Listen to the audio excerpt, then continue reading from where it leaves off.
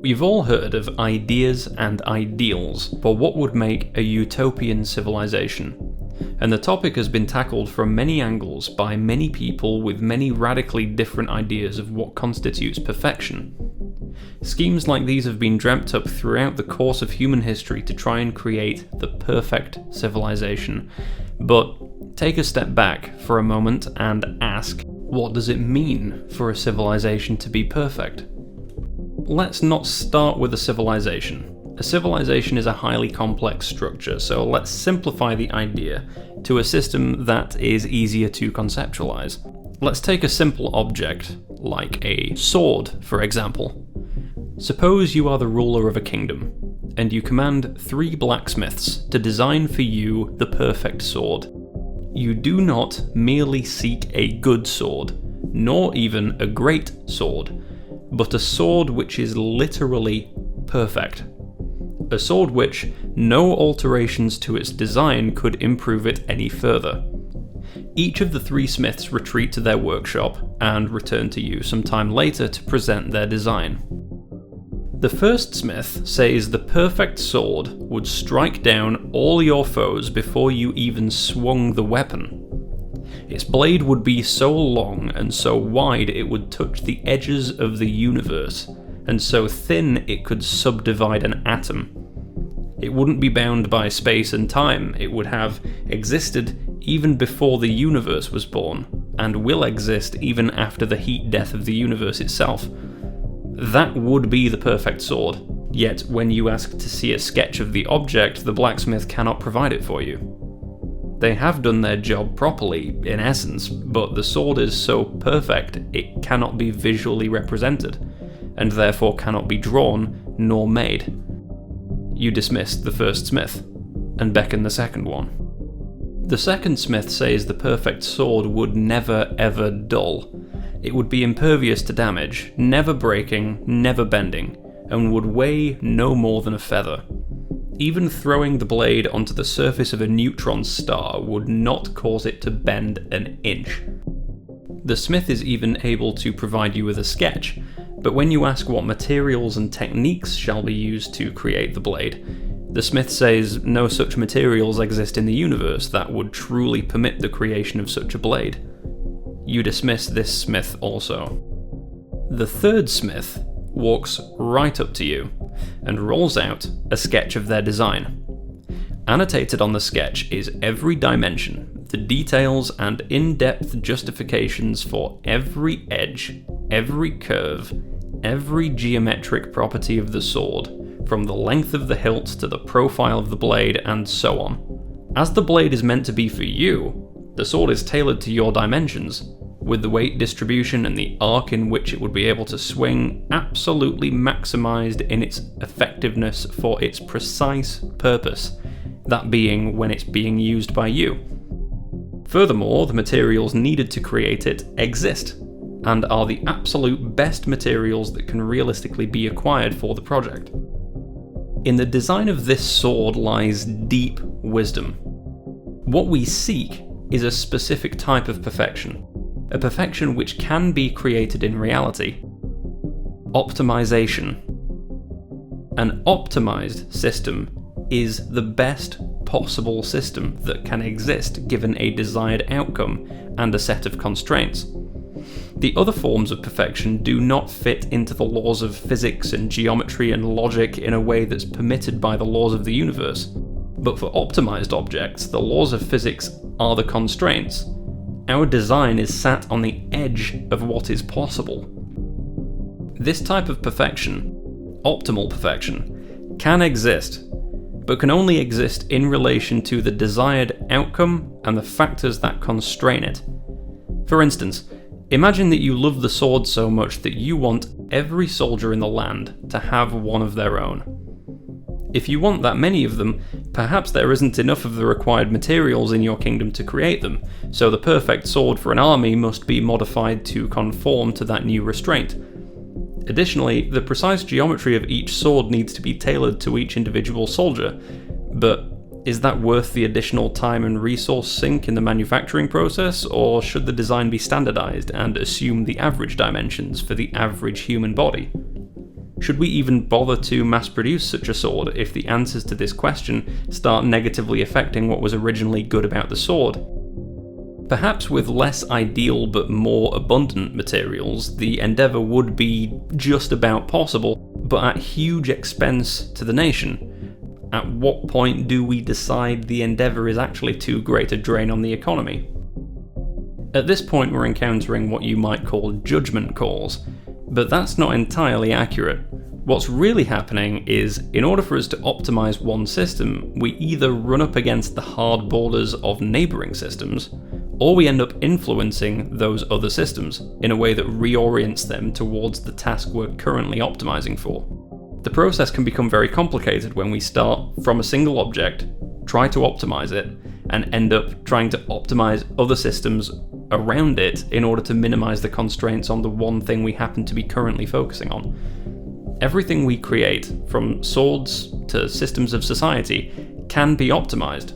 But we will not get an optimized society by simply trying to create the best version of every part of society one after another. We end up with a weird lopsided society where certain things are optimized for, certain things aren't optimized for, and perhaps certain other things are assumed to be unchangeable constraints when maybe they could actually have been changed, something different could have been done, but we just didn't think about it. In other words, it's actually trivial to optimize a certain object or system if you understand the desired outcomes and constraints at play. What's vastly harder to do is establish what outcomes we should be optimizing for in the first place. Let's imagine you commit to designing the optimal door. You begin by going back to first principles. You ask yourself what a door really is in the first place. A door is a wall when it needs to be a wall, and an opening when it needs to be an opening. It should be insulated from the heat and the cold, it should muffle sound, it should snugly fit into the frame it's built for and click closed, it should lock when needed and open when needed, it should be big enough to allow people and items to move through it unimpeded, but not so big that it becomes too heavy to move or wastes material. It should be made of a substance which is strong and resistant to damage and corrosion and aging, and the mechanisms to lock and open it should be highly intuitive for any person who is ever likely to operate the door. Now let's say you devise a solution. You design the perfect door. But there's a problem. You've created a door which is perfect, given the parameters you have worked to. But those parameters include the wall into which the door is integrated. Perhaps the door would actually be objectively better, more effective, more optimal, if it were 2 inches taller, and yet it cannot be, as the door is constrained by the wall. So how perfect truly is that door of yours when it's nested within an imperfect restraint? What if the height of the wall is based only on the company that built it trying to make the cheapest wall it could legally get away with making? That means the design of the wall is kind of ultimately arbitrary. That means the design of the door is ultimately arbitrary too, in a way, even though you've optimized it, because it's optimized around something which is unoptimal. So let's say you go out of your way to also redesign the wall. You might say you optimize the entire wall plus door system. You optimize the problem in the same way as the door alone. You consider every possible use, every possible scenario, every material, every dimension, until you realize a perfect wall and door combination that ensures both systems are simultaneously optimized. But you realize the door plus wall system sits within a hallway, and that door and wall system serves the outcomes required of the hallway, and the hallway itself could be made better if the entire hallway system was optimized. Furthermore, the specific dimensions and properties of both the door and the wall you made end up changing, because the changes that are being made to the higher order constraints are able to ripple down and further optimize designs that you already formulated. The hallway might not even need to exist if the entire house were reconfigured to be optimal, and the house itself may be constructed entirely differently and in a different location if the entire neighborhood were optimized. And this goes on and on. for neighborhoods, cities, nations, up to and including the entire periphery of every system encompassed by human civilization. Every time you look at things from a wider standpoint, there's an optimization cascade that sweeps everything that came before and reconfigures the optimal designs based on the newer, greater perspective you've now taken on. So let's refocus. We want human civilization to be progressing in a positive direction, and by that we mean we want the collective, all of humanity, and our individual selves, and every group you could outline between one and all of us, to feel meaning and motivation to do things that are good. And by good, we mean what they objectively ought to do. In other words, what we really want, the absolutely ideal scenario, would be to align the human species in a way which allows us to all agree on what is good and what is bad. After that, everything else reduces to an optimization problem. The only problem with doing all of that is that, right now, the desired outcome isn't clear. Most of the human species seems to have a really hard time unanimously agreeing on almost anything. As people have many diverging opinions, and their opinions are based upon multiple different foundational beliefs about reality, what we need to facilitate unity in this way is to locate the deepest foundational question and then answer it in a way which is unanimously agreeable. This might be more doable than you think. The deepest question of all would, by definition, be as deep or deeper than anyone's prior beliefs. So if someone found our answer quite convincing, it could quite easily invalidate and override their prior ideas. The answer to this question could unite and align the desired outcomes of the entire human species. The truest, deepest, foundational question, the fundamental belief, must be metaphysical in nature, which is to say, it needs to describe the deepest and most fundamental truths about how reality works, how it really works. Essentially, it has to be a kind of map, a cosmology, of how all of reality works in the first place. This sounds like a deeply unachievable task, but it doesn't necessarily need to be a high-resolution map. It just needs to not leave anything out.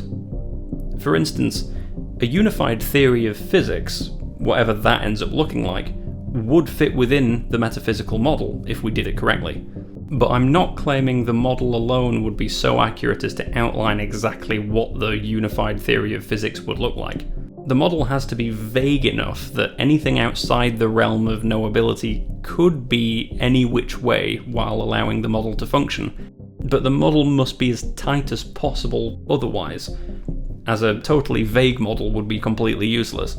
I have recently spoken about how I believe the human species would benefit from a universal ethos. And a universal ethos is essentially an agreement on what humans should be doing. It defines things that are good and things that are bad. It acts like a blueprint for human civilization to follow, to optimize for the things that objectively matter.